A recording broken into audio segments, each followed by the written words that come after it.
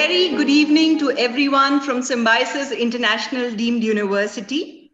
My name is Dr. Ruchikher Jaggi, and I'm the Director of Symbiosis Institute of Media and Communication and the Dean of the Faculty of Media and Communication. It is my pleasure to welcome you all to the second lecture of the Golden Jubilee Lecture Series. The Golden Jubilee Lecture Series has been envisioned and strategized by our Pro-Chancellor, Dr. Vidya Yarwadekar, as an initiative to get thinkers, intellectuals, artists, and stalwarts to share their views on a spectrum of subjects. The inaugural lecture was delivered by Dr. R.A. Mashalkar on 22nd July, and today we have among us noted poet, lyricist, and screenwriter, Mr. Javed Akhtar. May I now request Dr. Vidya Yarwadekar, Honorable Pro-Chancellor SIU, to give her opening remarks. So thank you, Ruchi. Honorable Chancellor, Dr. Muzumdar, sir. Mr. Javed Akhtar ji, who is our alumnus of Symbiosis, I must say. He has received his D.Litt from Symbiosis International University. The Vice Chancellor, Dr. Rajni Gupte, faculty members, and my dear students who have joined in large numbers. Thank you very much, Javed ji, for accepting our invitation to address the new batch of students as well as the old batches who have joined. This is not a great year for students because they're really missing being on the university campus. And for us also, you know, it's a very deserted campus with no students around. But we felt that we would make the most of this. And as Symbiosis always finds opportunities in times of crisis, we felt that this would be a good way to connect students to some of the eminent personalities like you. And this has worked out really well because this is our Golden Jubilee year as well. Dr. Muzumdar sir started Symbiosis, as you know, in 1971, and it's a long journey of 50 years. And we felt that in this Golden Jubilee year, we must give something more to the students than what we would otherwise give. And I'm so happy that people like you and several other eminent people have agreed to address our students.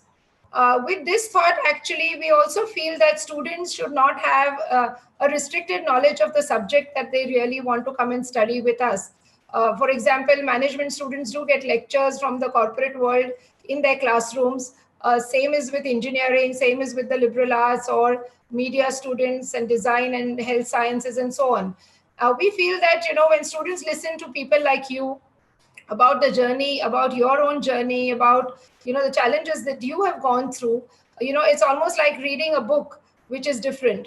And we feel that our students should get this knowledge because, you know, university campuses are not just about training and giving skills, but really building personalities of young men and women. And therefore, I think this lecture series that we've all envisioned is going to help build personalities of these young students. And I'm sure such lectures are going to be remembered more by them than really classroom lectures. So with these thoughts, I welcome all of you once again to the Symbiosis Golden Jubilee Lecture Series. And we have an array of people who are going to address you almost every week or every fortnight. And I'm sure all of you are going to enjoy this lecture. So over to you, Ruchi. Thank you so much, Dr. Vidya, for those lovely opening remarks. I now invite the Honorable Chancellor of Symbiosis International Deemed University, Dr. S.B. Mujumdar, who is also the founder of Symbiosis and an acclaimed academic and inspiring visionary, to deliver his address. Over to you, sir. Namaste. Our distinguished guest, Pro-Chancellor Dr. Vidya, Vice Chancellor Rajni Gupte, Ruchi Jaggi, and my dear students. On behalf of Symbiosis International University, I welcome you all. These are the times which are very difficult times, trying times, and coronavirus has spread almost all corners of the world. Personally, my dear students, I feel that coronavirus is both a destroyer and a teacher. Destroyer because it has killed many lives, it has infected millions of people, and it has brought down the progress of our economy. But I will also say that coronavirus is also our teacher because it has taught us many good lessons. Cleanliness, for example. importance of family, importance of taking exercises. Corona has given us enough time in the lockdown to contemplate, to write, to plan, and therefore Corona is also a good teacher. It has also provided a great opportunity to listen to distinguished speakers like Javed Akhtarji, Dr. Mashelkar, and many others to follow. Friends, I am extremely happy that the second alumnus of Symbiosis International University, on whom we conferred the delete at the hands of President of India, is also with us. And incidentally, Javedji, Dr. Mashelkar, like you, was also conferred the delete by Symbiosis International University. So you are the second alumnus to address our students. My dear students, you may be knowing Dr. Javed Akhtarji as a poet, as a lyricist, as a scriptwriter. But to me, Javed Akhtarji is something more than this. Because in 2020, Javed Akhtarji was the first Indian to receive Richard Dawkins Award for the first time. And he was the only Indian, mind you. Before that, no Indian was thought of eligible for this particular award. Now, you will wonder who is Richard Dawkins. Richard Dawkins is a British evolutionary biologist, and he has established an organization called Center for Inquiry, CFF. And under this center, they give award every year to a person who working in the field of science, scholarships, education, entertainment, who publicly, and mind you, who publicly proclaim values of secularism, rationalism, upholding scientific truths and temper. And our Javed Akhtarji received this award, and the citation said that he is receiving award for his courageous public stand on behalf of atheism, rationality, and free thoughts. Dr. Javed himself says that loving your country is as natural as loving your parents. Javedji, I am really moved by your achievements, and I'm sure this particular side of Javed Akhtarji is what attracts me most. Friends, Foolish Selfish Gene is a very interesting book written by Richard Dawkins. And gene, as we know, is a unit of transmission of characters from parents to children, from one generation to another generation. But there is another interesting word called meme, M-E-M-E. And just as gene is the unit of heredity, meme is also the unit of culture, human behavior, human beliefs. And I'm really happy that as far as Javed Akhtarji is concerned, that this meme of poetry, lyrics, script writing has been flowing for last 7 generations. This is a very interesting evolutionary trend. Natural selection promotes natural evolution. But meme, which is equivalent to gene, also promotes culture, literature, and all that our today's speaker imbibes. Thank you very much, sir, for accepting our invitation. And I'm sure your question and answer session or your inspiring address will go a long way in enhancing the reputation of Symbiosis International University. Thank you. God bless you, my dear friends. Thank you. Thank you. Thank you so much, sir. Thank you so much. I think the younger people who have joined the session today are going to be so inspired by Dr. Majumdar because, sir, they are the generation who live in the world of internet memes, and how beautifully you linked what strikes them the most when you described Mr. Akhtar's achievement. Thank you so much for that. It is my honor to now introduce our speaker for the day, renowned poet, lyricist, and screenwriter, Mr. Javed Akhtar. Son of well-known Urdu poet and film lyricist Janisar Akhtar, and Safia Akhtar, teacher and writer, Javed Akhtar belongs to a family lineage that can be traced back to 7 generations of writers.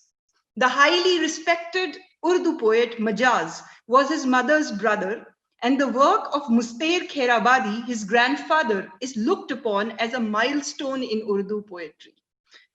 Mr. Javed Akhtar did his schooling at the Cambridge School in Bhopal, Calvin Talukadar College in Lucknow, Minto Circle at Aligarh, and graduated from Safia College, Bhopal in 1964.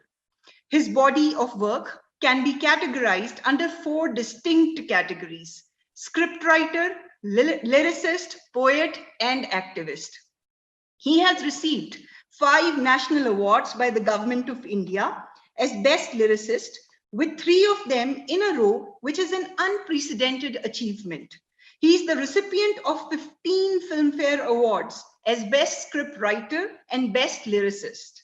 Among other notable awards are, of course, we are proud of it, Doctor of Letters, conferred by Symbiosis International Deemed University in 2019, Lifetime Achievement Award conferred by Times Lit Fest in 2019, Doctor of Letters by Jamia Hamdard University in 2019, Ghalib Award for Poetry in 2018, Sankat Mochan Shanti Doot Award in 2018, the Hindi Akademi Shalaka Award in 2018, Sahitya Akademi Award in 2014, Doctor of Letters by Pondicherry University in 2010, Padma Bhushan Award in 2007 by Government of India, Indira Gandhi Award for National Integration in 2006, and the Padma Shri in 1999 by the Government of India, and the list goes on. Mr. Javed Akhtar has addressed many universities, including Harvard, Columbia, University of Maryland, Berkeley, California, University of Cambridge, University of Oxford, London School of Economics. His first collection of poetry, Tarkash, is in its 21st edition in Hindi and 9th edition in Urdu. It has received rave reviews both as a book and as India's first audiobook. According to a recent survey done by a publishers organization, Tarkash is the most sold book of verses in the last 60 years in India. It has been translated in English, Bengali, Gujarati, Marathi, and recently in French to rave reviews, and he was invited to recite at the historic Musée de la Poe in Paris. It has now been translated in Italian, and he was invited to recite it at the University of Rome, Italy. The book was released by the Ambassador of India in Italy. His second publication of verses, Lava, was released in 2012 and is still on the list of 10 bestsellers in Hindi. His books, Talking Films and Talking Songs, published by the Oxford University Press, have been hailed by film critics as the most definitive works on Indian cinema and are in the libraries of major Ivy League universities in USA. Javed Saab has been nominated to Rajya Sabha as Member of Parliament by President of India in 2010.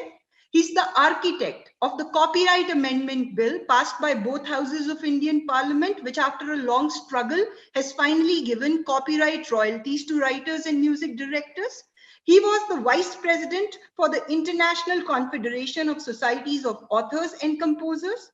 Javed Saab is the chairman of IPRS, which is the government-recognized Copyright Society of India.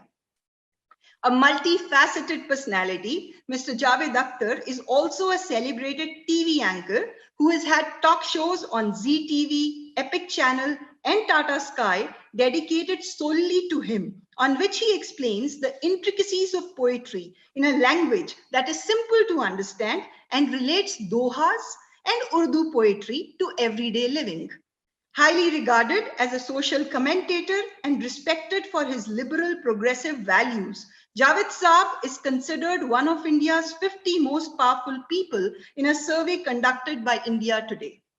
He's married to film actor Shabana Azmi and has 2 children, Zoya Akhtar, who is a writer, director, and Farhan Akhtar, who is an actor, singer, writer, director, and producer. It is an honor to have you among us today as a speaker in the Symbiosis Golden Jubilee Lecture Series, sir. And Mr. Akhtar would be speaking about cinema and society. And as insisted upon by Mr. Javed Akhtar in his quintessential style. We will have this in an interactive mode. I would begin by asking a few questions, and then we would have questions from the participants, sir, primarily from students and a couple of them from faculty members too. I hope that's okay. And we welcome you once again to the Golden Jubilee Lecture Series being organized by Symbiosis International Deemed University. Thank you. Thank you very much. So, once again, thank you for accepting our invite. And let's begin the discussion, albeit virtually. So the theme of today's lecture is cinema and society. I would begin by seeking your perspective on something as broad as how cinema influences society and how society influences cinema. How do they reflect each other's aspirations, apprehensions, and truths? Thank you. But before I come to this topic, I think I owe a word of thanks to you and thanks to Dr. Majumdar, whom I admire to no end. And as a matter of fact, I know that he is listening, so I'm slightly intimidated. What a towering personality he is. Now let's come to the point that sometimes if you get into a barber shop or in a haircutting salon, you will see that there are walls, at least there used to be once upon a time, mirrors on both the walls. Now, and both of them are reflecting each other up to the infinity. And who would decide which is the mirror who has reflected the other one before the other one has done that? So it's suppose that is what we can say about the society and cinema. You know, talkie cinema is a little more than few years, more than 100 years old, but story narration or making a story is perhaps inborn in human being in this, especially we make a story, we narrate a story, we listen to a story, then we are fascinated by a story. So what is a story? And cinema tells a story in audio, visual, on a screen and so on. But ultimately, by and large, I mean, there are documentaries, there are other kind of cinema also, but majorly, cinema is a storyteller. So let's understand what is a story. It is a kind of edited reality where we put different realities together by editing many things in between and make this narrative coherent, which according to Aristotle, this narrative story is a narrative that has a beginning, middle, and the end. Middle means where the story takes a turn and twist, and you wonder what will happen now in any story. So who makes things happen? That is the protagonist of the picture. Now this hero, now hero may not be a man, I'm using this word in broader sense. Who is a hero? Who takes this story and we have our sympathy or our admiration or a concentration on this character and his or her victory or defeat, and we are concerned about that. Who is this character? This character keeps on changing with time. In Indian cinema, if you see, there was a time when Devdas was the idol. Then you saw that there is a man who is a rebel star, and he is rebelling against whom? His rebellion against only the family tradition, that he is not willing to have an arranged marriage and he wants to choose his own spouse or life partner, he or she. That was the revolt in those films. And then comes the angry young man who is not only angry with the parent, but he is angry or she is angry with the whole system. And then you saw a kind of cynicism, and then you saw a kind of romantic revival where everything is pretty and beautiful. And the hero doesn't even work. Otherwise, generally, the hero used to be from the working class, a teacher, a lawyer, a doctor, an unemployed youth, a taxi driver, or tangewala, and so on. And suddenly came a time in 90s when the hero was not working. The hero or the heroine, again, when I say hero, I'm covering both of them. They are rich, they are living in a big house, and when they come out, they are not on the streets of India, but they are in Switzerland. So all these changes from Devadas to Switzerland, why this hero kept on changing? And is there any sociological explanation for it? The fact is that I believe that a hero changes with the aspirations and morality of the society. A hero, contemporary hero, is always the personification of the morality and aspiration of those times. Devdas was possible only when the feudal system was taking its last breath. Devdas is a symbol of that, who is in a way a rebel, but he cannot rebel against the parents. He cannot be aggressive with the parents of the system. So he becomes aggressive towards himself and destroys himself in protest. So this self-destruction was a kind of a protest. But then came a time when the morality changed with democracy, with independence, with new awareness of the generation that fine, we can revolt. So they revolted against the very thing where Devdas kept quiet. Now, unlike Devdas, they were not willing to listen to about their life partner from the parent or from the system or from the society. That was the rebel star. This was the rebellion, the first rebellion. The second rebellion, which is brought by the angry young man, was against the society. When did it come? It came when, for the first time in India, we saw that our dream, we thought that once independence will come, everything will become hunky-dory and every opportunity will be at our door. It did not happen because of many reasons. So there was a kind of and then on the contrary, we saw extra constitutional power, Chandigarh, then emergency and so on and so forth. So perhaps an average Indian was losing faith in the institution. And that is why a vigilante like Vijay came on the screen. Vijay was not possible in 40s and 50s because there we were convinced that the prosperous and wonderful days are on the next page of the calendar. But when we did not find those days, then this anger and this resentment came in form of angry young man. But you can't remain angry. So that cynicism and indifference came, you see, in most of the pictures of those times. The villain will be either a political leader or you will find a policeman, a corrupt policeman. So all these things happen. Then for a while, because there were so many intrusions and there were so many cases of cross-border terrorism, so you could see that then we went for the villain across the border and found him there. Then we got tired of that also.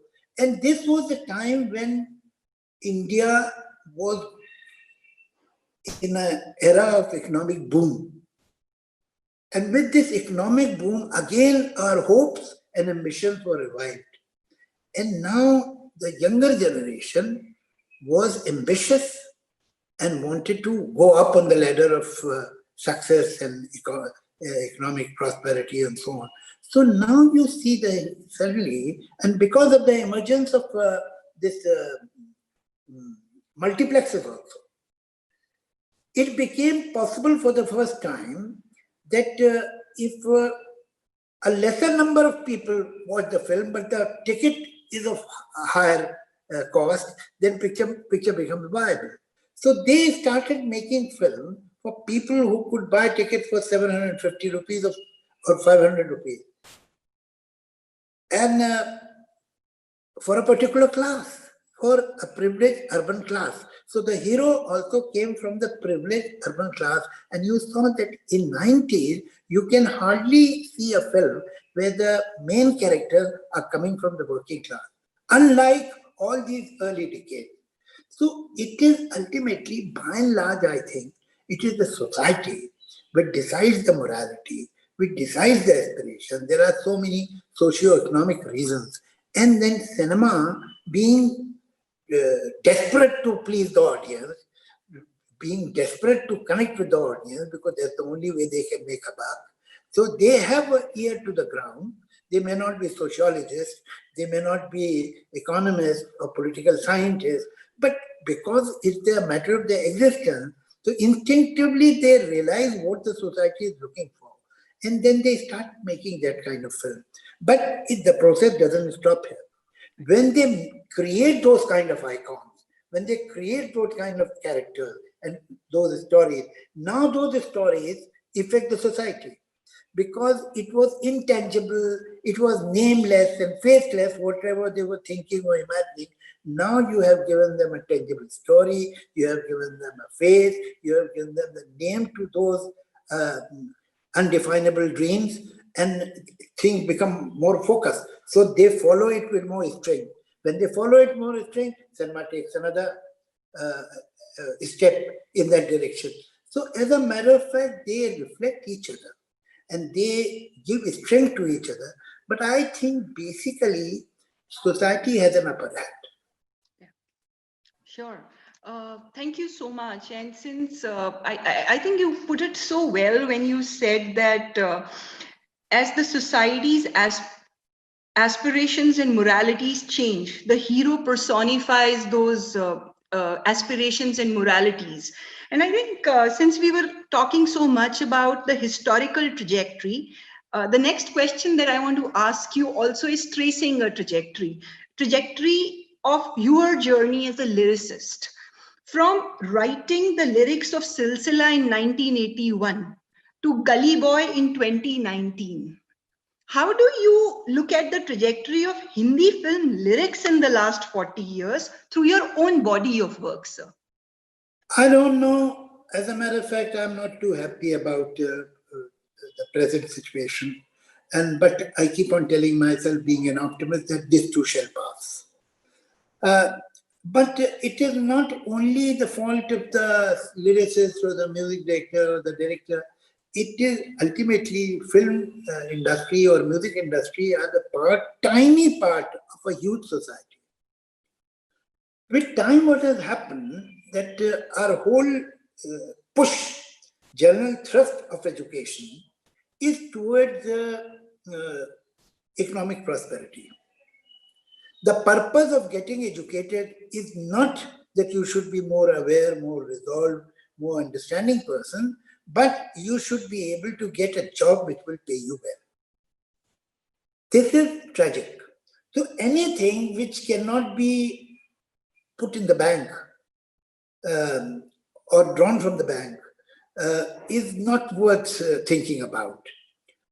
So what has happened in the last 30, 40 years, you will see that on the list of priorities of parents and education institutions, literature, poetry were not mentioned on that list. Because literature is a kind of, to them, to certain people, the kind of indulgence, a luxury which doesn't, I mean, in real world doesn't pay you anything. Poetry is the job of an empty mind who doesn't know anything to do anything better. क्या है शायरी वारी कभी patronizing condescending tone में उसमें थोड़ा interest भी दिखा देते हैं मगर उसकी कोई real significance है. It contributes towards the personality of the person. And what is the personality, what is a wholesome personality, we are not bothered about it, as long as my child gets a good job which pays well. So what has happened that language and literature, poetry, they were put on the back burner. And I think besides the responsibility of the family, parents, or the education institutions, it is also because of a lot of migration also. You know, if you are living in a particular place, you are rooted, so the language of that place, the culture of that place seeps in. You give time to literature, to poetry, to folk art of that particular place, through some osmosis will come into the person. But if there is so much of migration, particularly from a smaller town to big city, in big city, there are people from many places. So you develop a generic common language which everybody can understand, not bothered about the nuances, because if there are nuances, you will not be able to communicate. So that also affects. So by and large, if you will, obviously I should tell you, you will know this 100 times more than me, that today the younger generation has a much smaller vocabulary than perhaps my grandmother had or grandfather had.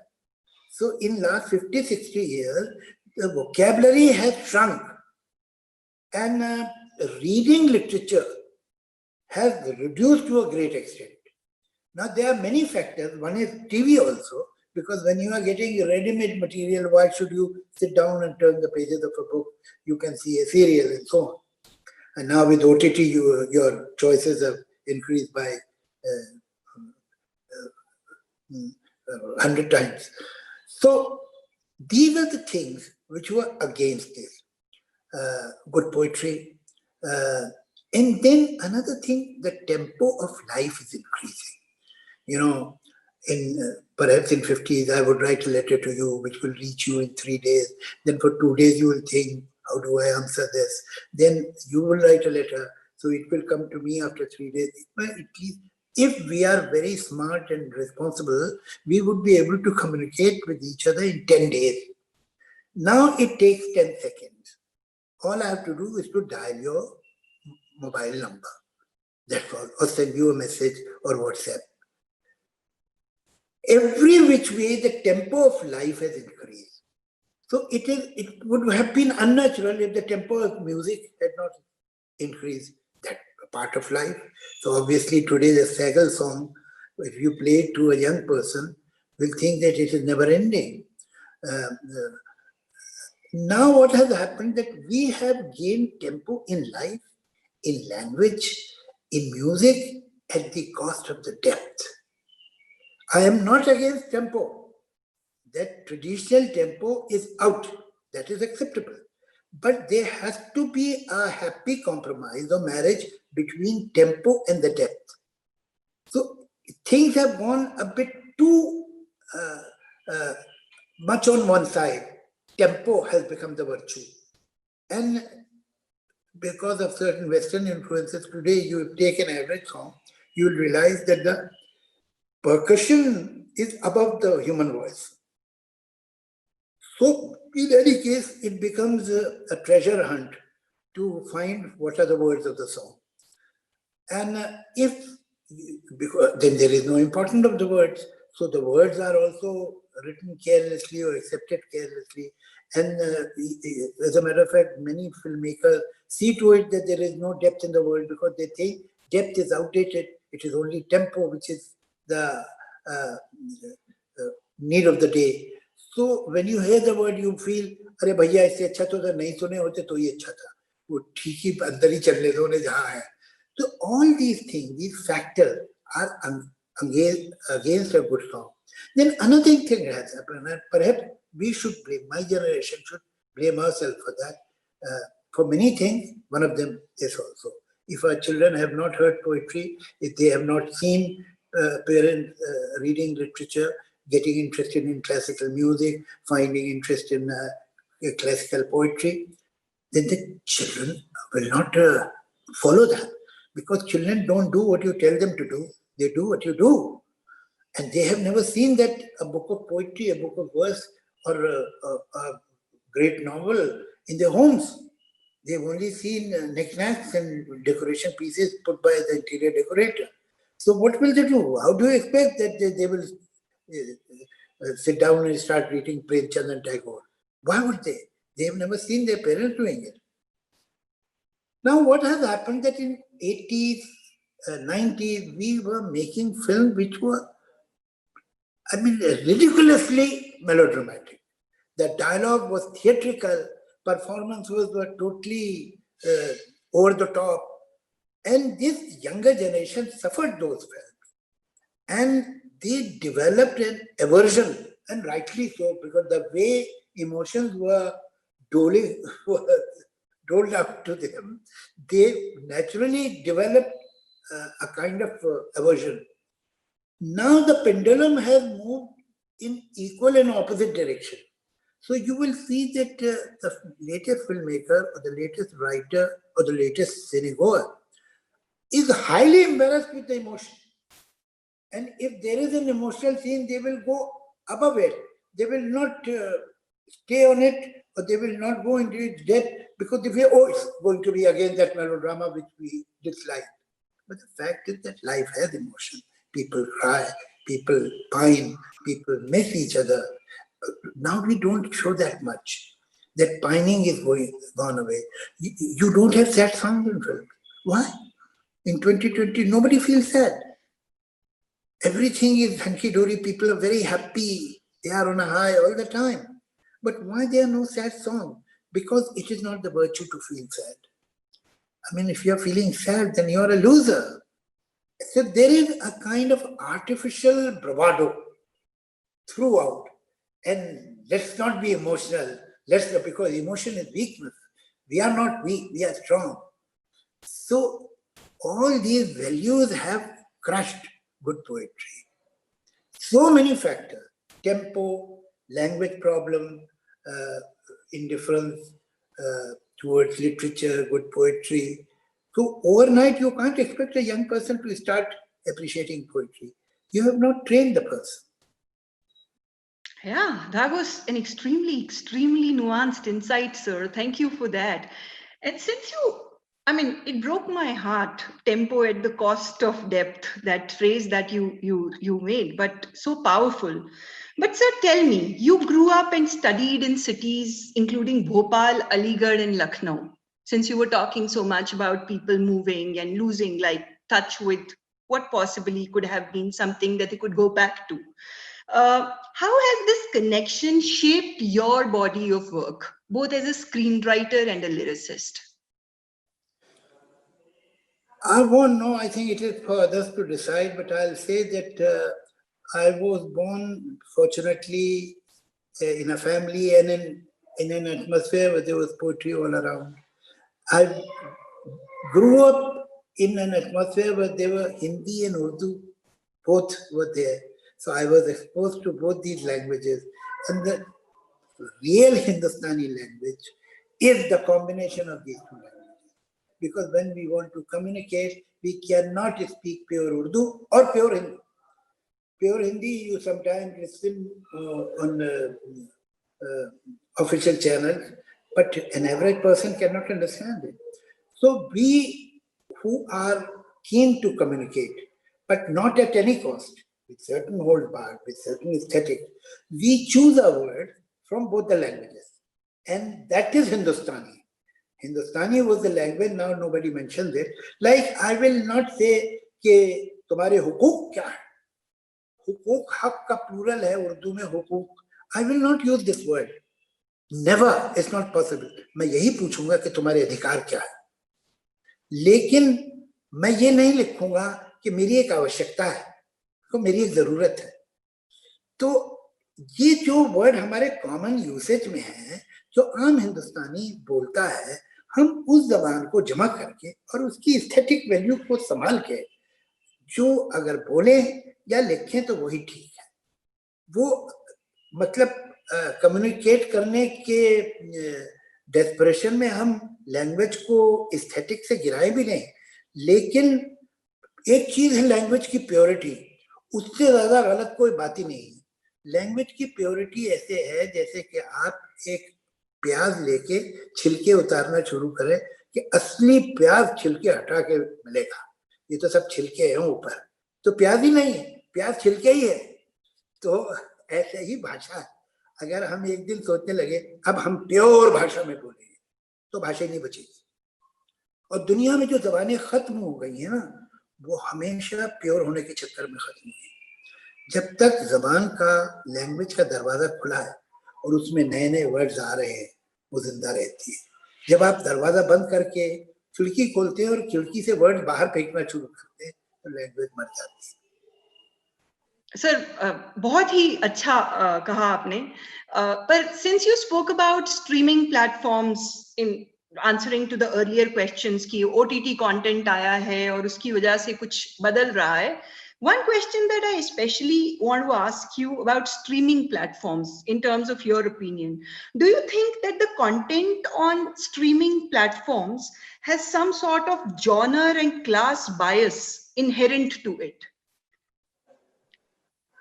What makes you say that? Could you please qualify it? Sir, so we have always, somewhere tried to create a binary between commercial Hindi cinema and parallel cinema. And we say there has been a certain formula that has been defining Bollywood films and everything. So while somewhere the OTT content questioned a lot of what was mainstream in Bollywood, somewhere they have also created a mainstream version of what kind of genres in terms of original content should stream on OTT platforms. And they seem like a rehash of a very similar kind of content on platform after platform. And I might be having a more personalized take on the situation. It may just emerge from my reading of it. But I also think that there is some sort of addressing a certain class of people via that, people who engage with a certain kind of genre. And I might be wrong, sir. I seek your perspective on this reading. Dekhiye, let me be very, very clear about one thing. That those who make films, leave aside some people who want to make a film without any other consideration, but mainstream all over the world. What is their consideration? That it should be liked by the audience. Because that is their survival. That is their source of sustenance. That people should like their film. They make guesses what will be accepted, what will be appreciated. Now, I am afraid that in any field of the work, there are very few leaders. Most of the people are followers. They think, okay, so this is running, so I should try to make something of this sort. They are followers. They fall by the way and they are forgotten ultimately.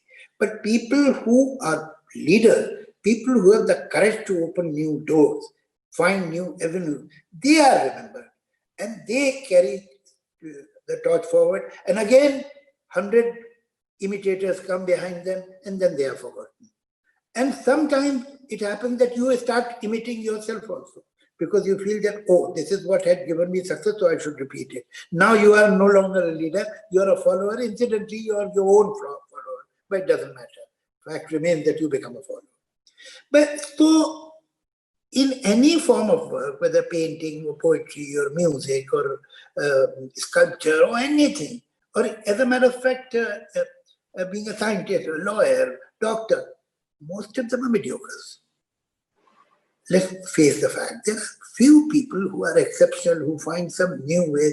Every person who is in fine arts is supposed to be a creative person. I don't agree with that. Most of them are not voices, they are echoes. So they are not creative. But I think Henry Ford was a creative person in their comparison, who decided to put the automobile on conveyor belt. Edison was a creative person. So any person who has done something, Archimedes, when he shouted Eureka, Eureka, he was a creative person. To think something, to do something which has not been done. So every poem and every ghazal and every geet is not the result of creativity. Maybe it is only the person knows the craft and is imitating somebody. So that is not creativity. That is what is happening on OTT also.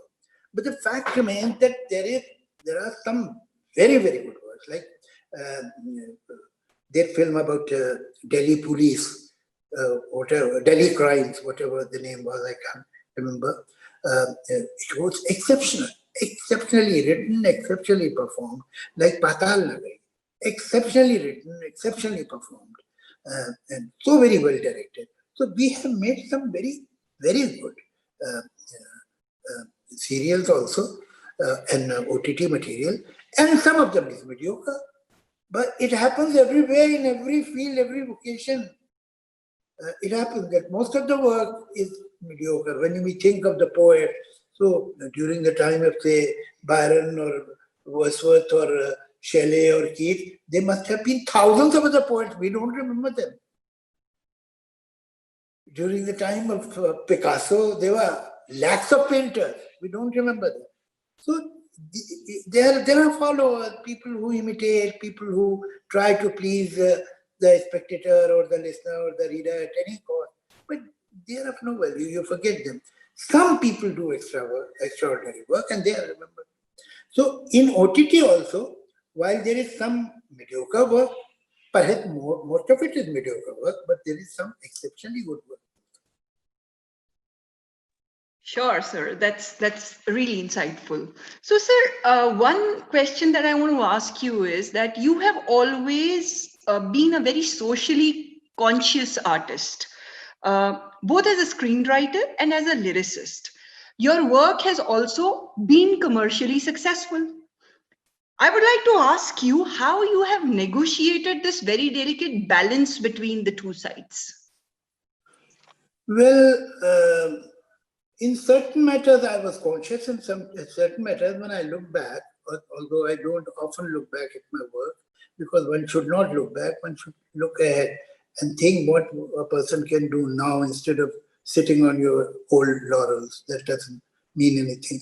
But I do feel that there have been many scenes, there have been many lines that given a chance, I wouldn't have written today. But there was an inherent kind of a block in me, and happily, against any kind of obscenity, any kind of vulgarity, any kind of crudity. So I can say it with a very clean conscience and with pride that I have never done. I have never made this mistake. In one song, in one dialogue, nobody can accuse me that I have done that because I was conscious of that. But in many matters, perhaps I was not as sensitive as I am today. Like I'll give you an example of Sita or Gita. Now I'm speaking against my own work. So when Gita is a bold, outgoing, brave girl, while Sita is timid, quiet, suffering, and then they change places. Now Raka, who was the partner of Gita, who was a street performer, he comes to their place and he eats the food there and he praises the foster mother of Gita. Chachi, आपने खाना तो बहुत अच्छा बनाया, मैंने थोड़ी बनाया है, ये तो गीता ने बनाया है. So he looks at her with new respect that how well she could cook. I mean, today I will not write this scene. That you are respecting a woman or you are looking at her with new eyes because she's a good cook. I'll think of some other reason. So I think it was a bit insensitive and politically wrong. But that time, perhaps, not only me, nobody was that sensitive about these things. But today, if you ask me to write Sita Gita again, I will not write this scene. Thank you, sir. Thank you so much for that very, very self-reflexive sort of a thought. Really added so much of value. And one last question before I start inviting students to ask their questions directly from you, sir. While there are so many films that one could talk about, I especially want to ask you a question, keeping a film you wrote in 2004 as a reference, and that film is Lakshya.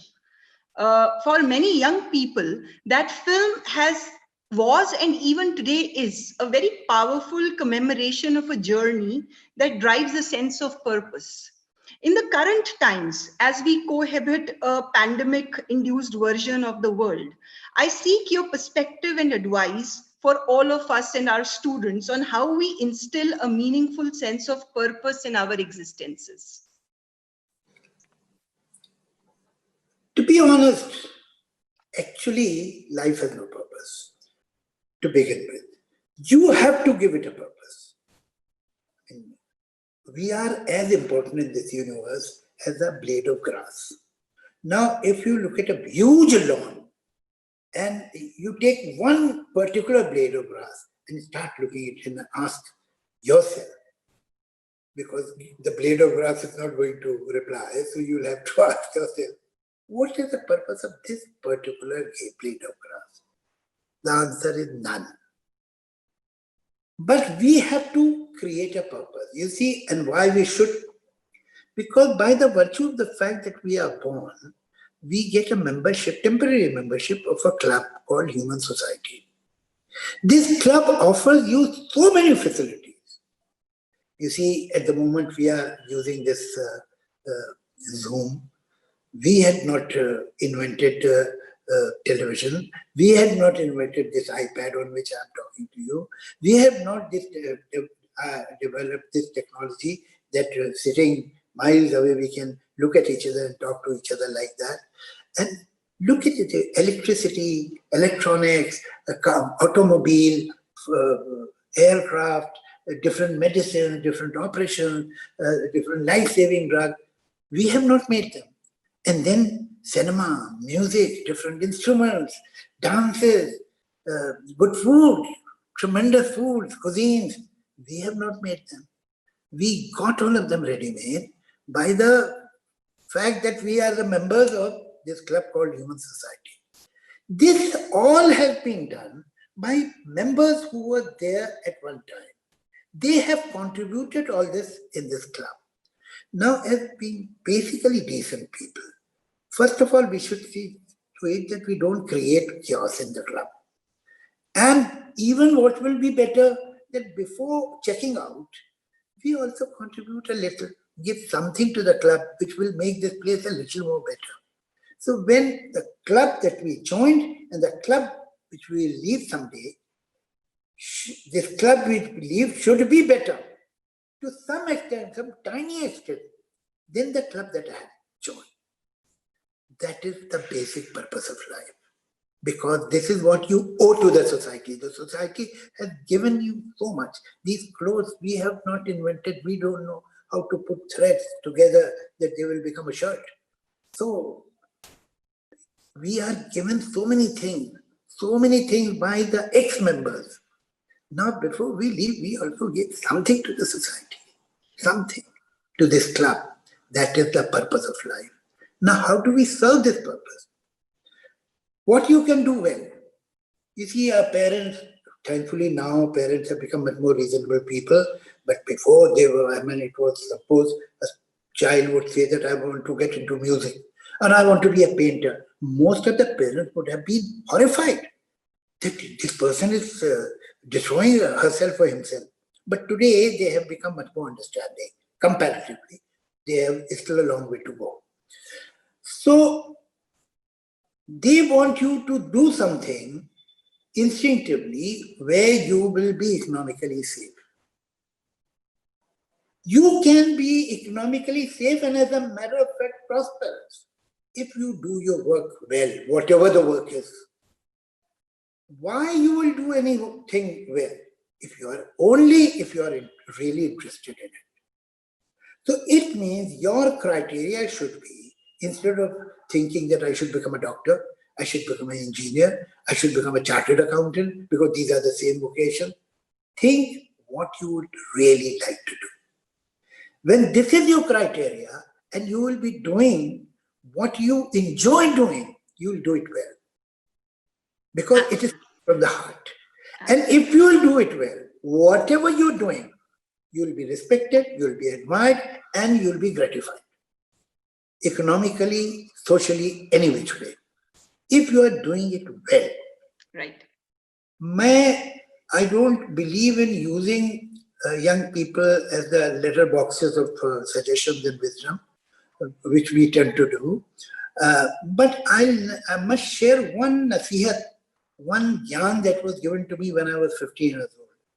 My father's friend, who was a professor in Delhi University, he asked me, I was 15, that what do you intend to do in life?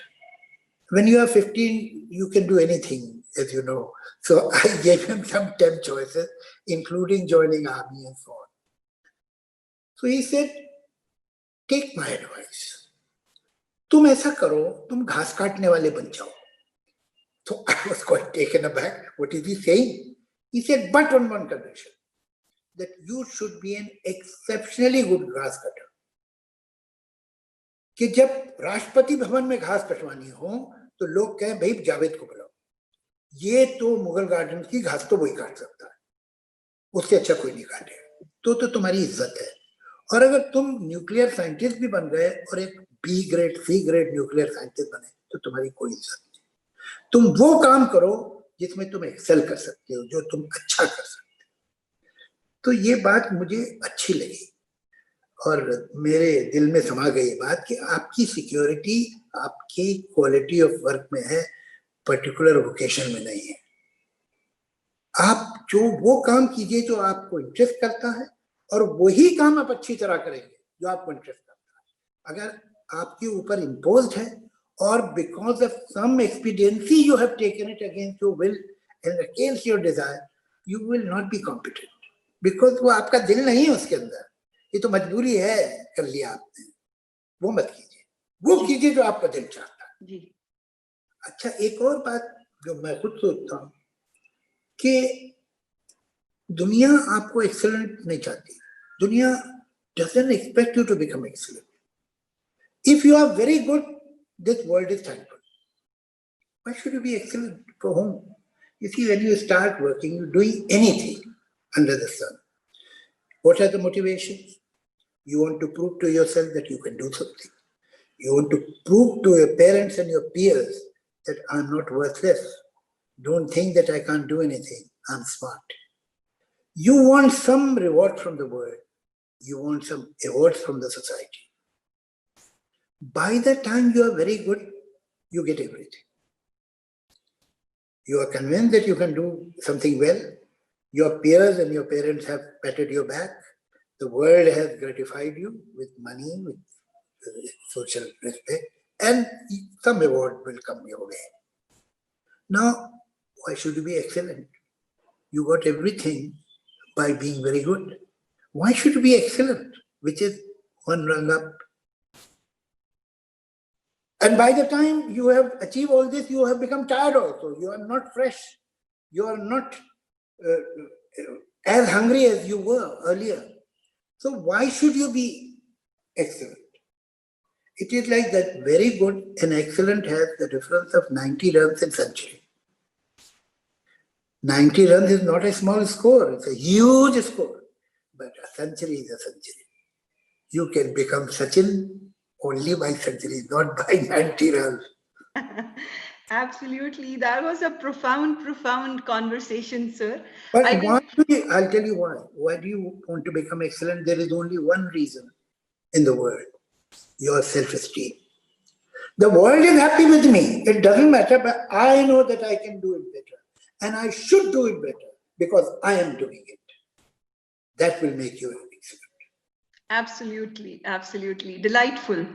I will now invite student questions, sir. I think they've been waiting for a while to ask their questions from you. The first question is from Apurv Pandey from the Symbiosis Institute of International Business. Apurv, may I request you to switch on your camera and unmute yourself and ask your question to Mr. Akhtar. Thank you, ma'am, and thank you, Javed, sir, for letting us interact with you.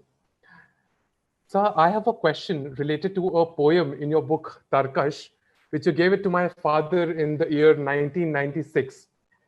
Sir, इस पे वक्त पे एक कविता है कि ये वक्त क्या है? ये क्या है आखिर कि जो मुसलसल गुजर गया है? ये जब ना गुजरा था, तब कहाँ था? कहीं तो होगा. So, whenever I read these lines, I get goosebumps. So how can we write these things in such a way that we not only touch lives, but evoke plethora of emotions? Thank you. Thank you so much for your compliment. The fact, it is very interesting, Apurv, that they say familiarity breeds contempt. I don't know whether it breeds contempt or not, but it definitely breeds indifference. Everything which is right in front of us all the time, we don't give proper attention to that. We don't look at it and ask questions like time. Obviously, I mean, what is passing? How? From where it is coming? From where it is going? Time has passed. What has passed? We never questioned this. So this was something that interested me, that I mean, the main thing of everything, time is the real essence and so on and so forth. But nobody is saying, what is time? Hai kya bhaiye? Kya cheez hai? I know what is water. I know what are mountains, rivers, waterfalls. I know what is an earthquake, what is tsunami. That I know. But I have never thought of what is time. Yes, it is passing if you are saying so. But where is it going? If it is passing, it must have come from somewhere, gone somewhere, because my definition of passing is that. So is it beyond this definition?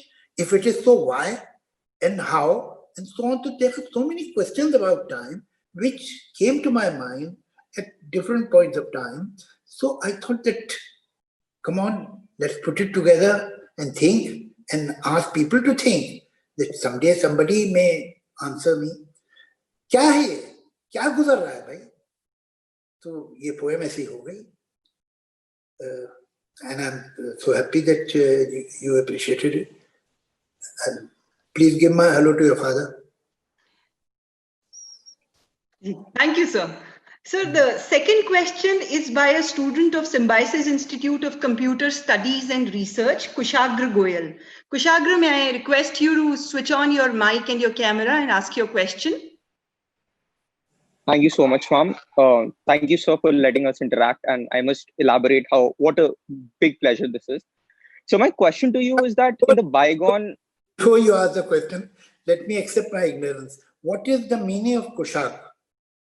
Kushagra. So Kushagra means someone who has quick brains. Tez buddhi in Hindi they say. अच्छा, को तो ठीक है, plus है. Kushagra. Okay. Kushagra buddhi this is okay. In Hindi. Okay. Yes, sir. All right. So my question to you is that in the bygone golden era of cinema, as it is said, movies used to be hours and hours in length, sometimes 3 hours, 3.5 hours. But as the decades have passed, we've seen there has been a curtailing in the length of movies. And now the movies are 1.5 hours or 2 hours. So what do directors and screenwriters plan to cater to the new environment, to the new audience that is coming up that has limited attention span? It's totally understandable. You know, when I started reading novels, and I started reading novels at a very young age, from the age of 11, 12, and big novels. I have read, say, Maxim Gorky's Mother when I was 13, and say, Thomas Hardy and so on.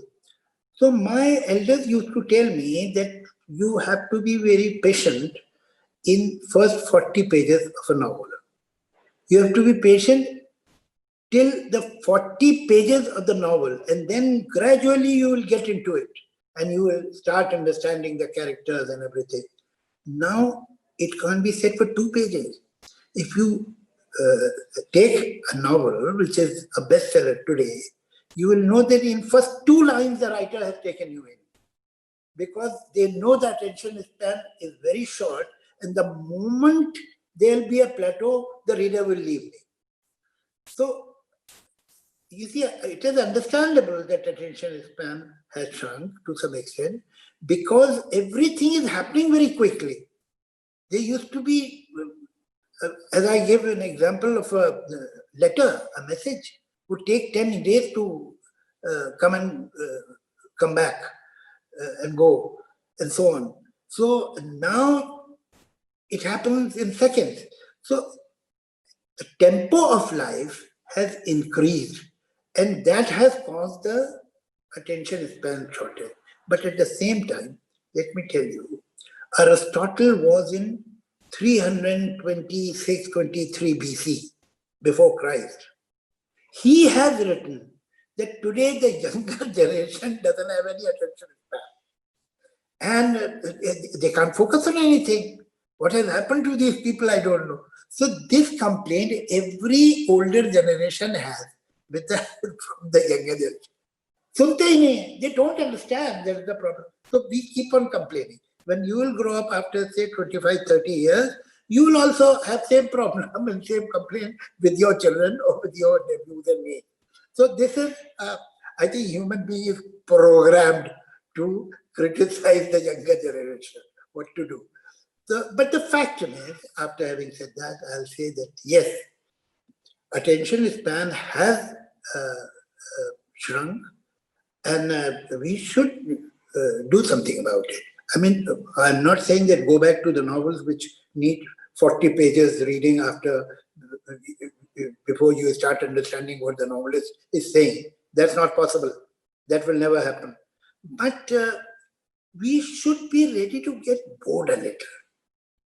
Your growth is never when you are totally enjoying. Your growth takes those moments, cause your growth when you are getting bored. Because if you are not finding anything interesting around you, you go inside. And that is where, have you seen how animals live? They go to the pasture, and these cows and goats and sheep, they take the grass very quickly without munching it. And then they come back wherever they spend their night. And then they sit down and they take out their grass and then they munch it. Then they eat it properly. We need, there is a word in Hindi for it, jugali. जानवर जो हैं वो जो जल्दी they eat the grass and then come back, sit at their convenience और उसकी जुगाली करते, then they take it out and munch it properly. हमको भी जुगाली करने का समय चाहिए. Things are happening all around. Every time something is happening, we are listening, we are seeing, we are exposed to so many things. But take it quickly. But then you need some time to sit alone or with some confidant who is your like-minded person.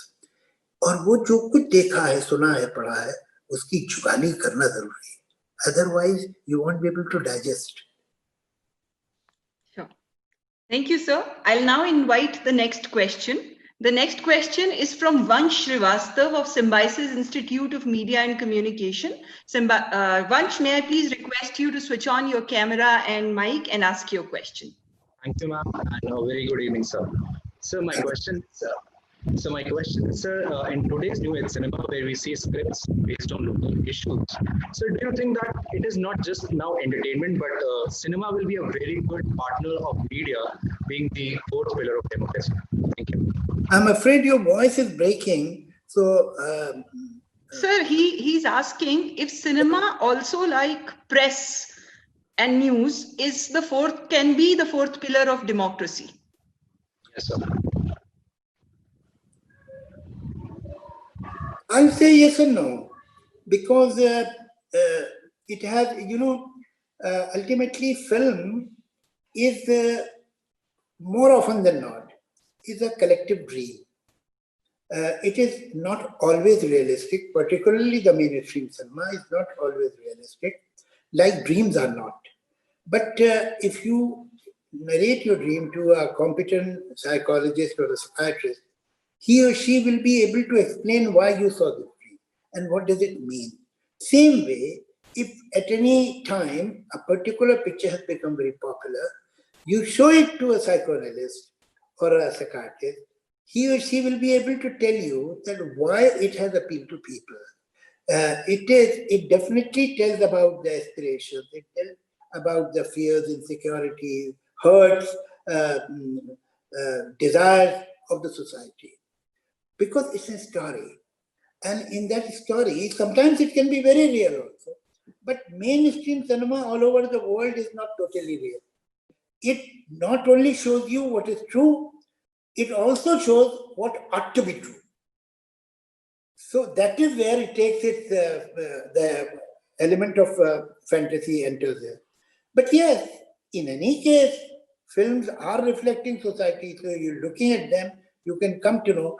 But as far as the media is concerned, particularly the print or TV news, they have much more responsibility on these matters than the commercial regular cinema. Because when I put on TV and watch a news channel, I hope that they will tell me what has really happened, not what ought to happen or what they want to happen. The anchor who is sitting, sometimes, the anchors become like storytellers and they take the real incident and they turn it to be what ought to be, which is not good journalism. The journalist has to be totally impartial and has to tell the reality. But this journalist has become a rarity nowadays. Thank you, sir. The next question is from Ridhima Singh from the Symbiosis Institute of Management Studies. Ridhima, may I request you to please ask your question? Good evening, sir. Good evening, Ridhima. So my question is that we all know that the world is going through a massive change right now.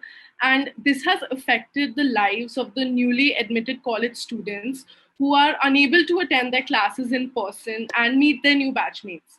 So, sir, what would be your word of advice to them who currently feel demotivated due to the current circumstances? This too shall pass. Somebody has said good times, bad times, all times pass. So obviously it won't remain like that. I can't tell you that in how many months, how many days, how many weeks, but for sure this shall pass. And however, these streaming classes will be there, and the net will help the education, or say you'll have these virtual classes. Campus is a different experience. Nothing can substitute that. And luckily, you people have such a fantastic campus. I'm sure that all of you must be missing it. And but it shall come back. It's a temporary thing. For how many days? I mean, not even the doctors can tell you for sure at the moment. But this shall pass. Such things have happened in past also, and we have forgotten. In 1918, 1919, there was the Spanish flu, and some 20 lakh people had died in India. We don't even remember that.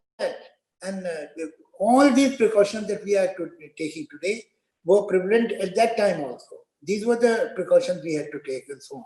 But we passed through. So at the moment, planet Earth is not feeling too well. I mean, जैसे people बीमार हो जाते हैं, लोग बीमार होते हैं, ऐसे अभी planet हो गए. But lot to be learned from it. Why the planet has come in this condition. And we talk, you see, sometimes I go to school, particularly school, and I ask the children that, do you love India? Every child shouts, yes, we love India. Then what do you love in India? Do you love Indian food?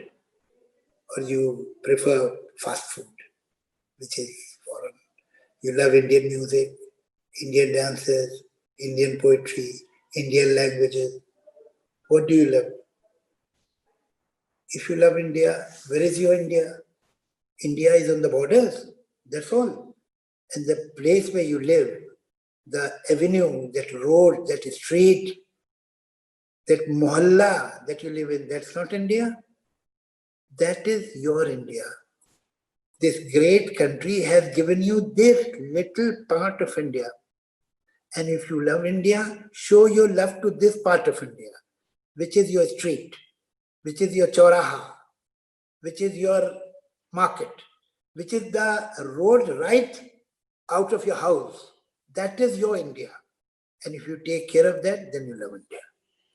So as a matter of fact, we have to, civic hygiene should take a real boost, should really go up. The standard should go up. It will help us. It will help our country. You see, we are strange people. You go to a slum and you enter the house of an ordinary person who is a slum dweller, you will see their house is clean. They have their utensils, chamkile, clean. Their bed, their ground, everything is clean. But the tragedy is this, that they take all this dirt and throw it in the street, as if that is not ours. But the street is also ours because it is India. The moment we'll have this civic sense, I think half our problems will reduce. Not that they will totally be eliminated. Yes, there will be diseases, there will be problems. But pollution and dirt, particularly in a urban part of India, has to be controlled. And it is not only the responsibility of the municipal committee or the government. We pass the buck. Government kya kar rahi hai? Municipality kya kar rahi hai? Sawal ye hum kya kar rahe hain? We should do that. And I think this kind of pandemics and these kind of diseases will, even if they come, they won't be able to come with this kind of intensity if we keep a part of India clean and perfect. Right.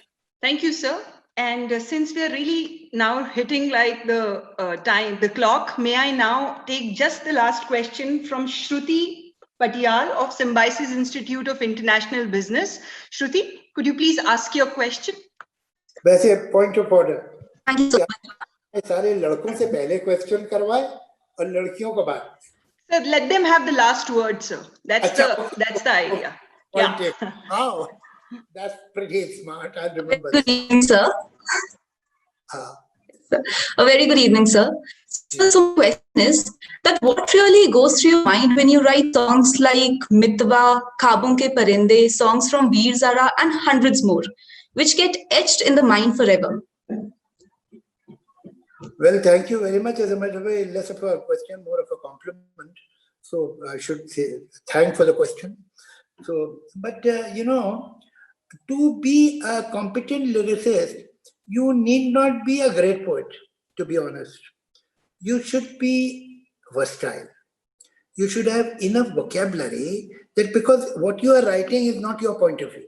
It is writing dialogue in meter. A good song is a dialogue in meter. You are representing this particular character.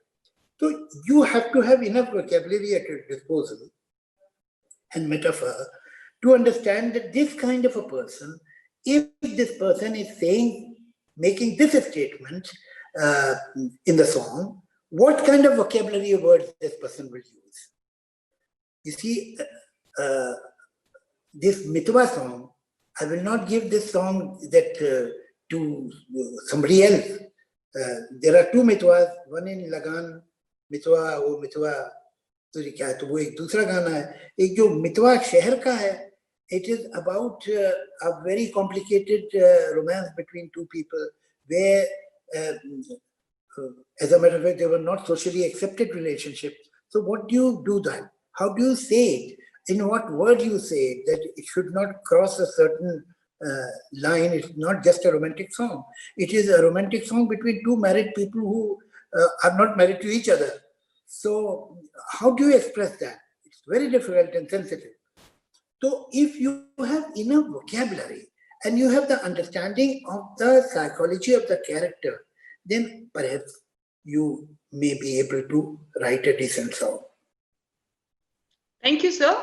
And we have like a lifelong learner amongst us, Dr. Vidya Yarvadekar, who now wants to ask you a question before we close the question answer round. So many people are learning because of her. How can people Yes, absolutely. Ma'am, over Yes, sir, actually, I think this question would actually have come up from our students, but we've restricted some of their questions.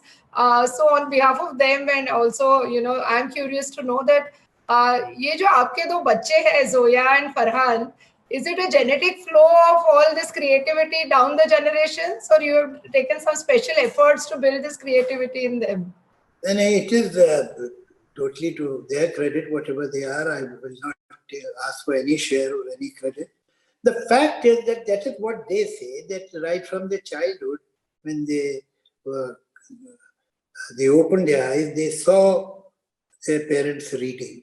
And there were a lot of books in the house.